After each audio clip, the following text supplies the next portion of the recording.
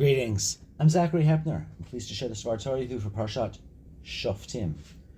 What tam or tamim means seems to be polysemic and needs to be addressed. But to start off, why is Noach, Avraham, and Yaakov described as tam or tamim? And to beg the question further, why is Yitzchak not included in this list with no such description? What is tamim? What does it mean? I'll tell you that what it does not mean is the simple translation of the simple son, the tam. Whether tam means simple in rabbinic Hebrew, I do not know. It's probably not even the synonym to TIPESH, which means foolish, the foolish son. Tam could either be an adverb, the descriptive status for a fit sacrifice. In Parashat Emor, Lirtzonchem tamim zachar. It must be acceptable in your favor, without blemish. Without blemish means it is tamim. It is physically complete. Eyes, check. Legs, check. Tail, check, etc.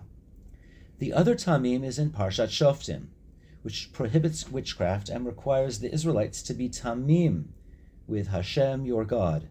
Deuteronomy 18.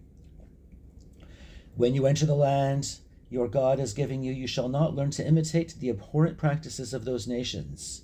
Let no one be found among you who consigns a son or daughter to the fire, or who is an augur, or a soothsayer, a diviner, or a sorcerer, one who casts spells, one who consults with ghosts or familiar spirits, or one who inquires of the dead.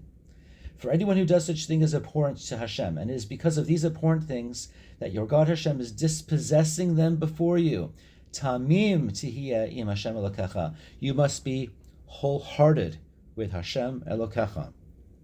The JPS or Sepharia translation of Tamim as wholehearted is quite clever, melding the word with the pshat of the verse. It has nothing to do with sacrifices and blemishes, but the wholeheartedness is figurative. Wholehearted. The Torah concludes or continues that God appoints prophets, and you must listen to them, because the Sinai theophany was too intense. So prophets are an appropriate intermediary of messages from up high to down below. Listen to their messages. Rashi, quoting Sifrei Devarim 17, also supported by Psachim 113, says, Hitalech imo bitmimut umitzapelo v'lo tachkor achar ha'atidot ela kol ma she'yavo alecha kabel bitmimut v'az walk before him wholeheartedly. Put your hope in him. Do not attempt to investigate the future. But whatever it may be that comes upon you, accept it wholeheartedly, and you will be with him and become his portion.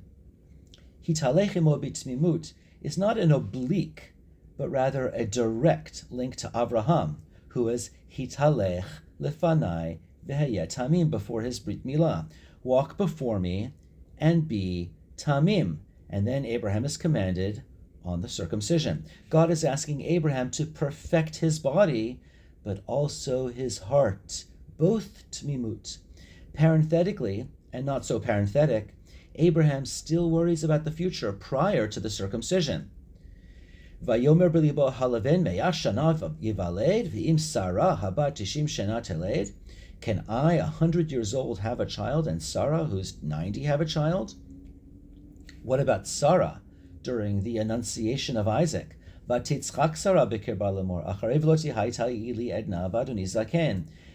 that I have ceased my menses, and my master is old. Was Sarah in violation of Tmimut because she never had the circumcision? Are Jewish women part of the Brit Milah, with the bris part not at all, or the milah part not at all? Whether Sarah was part of the covenant without the flesh, I cannot answer. But there are two components of tmimut. One is not to seek atidot, investigating the future. There is a second component. Whatever it may be that comes upon thee, accept it wholeheartedly. There is no indication that Sarah sought atidot, and challenging angels during an annunciation is not challenging something that has already come, but challenging something that has not yet happened. But what about Isaac? I credit Leah Davidson, who helped shed light on this matter. Isaac was what is called beyond both components of Tamim. Tamim describes being fit for a sacrifice. Isaac was well beyond that stage because he was actually a sacrifice in the literal sense. Deuteronomy's solution to Deuteronomy's prohibition to investigating the future, and the solution is to hearken the prophets. Abraham was a prophet and listened to God when he commanded him to sacrifice Isaac. But Isaac was the Tamim who listened to Abraham, the prophet, when commanded to become bound upon the altar.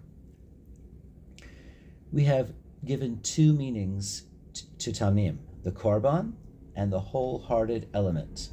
Insights into Abraham, who walked and became Tamim, and why Isaac was himself not described as Tamim. As an endnote, this explains the Rashi in Genesis 37:33, who quotes Tanchuma and then Breshit Rabbah 84:21.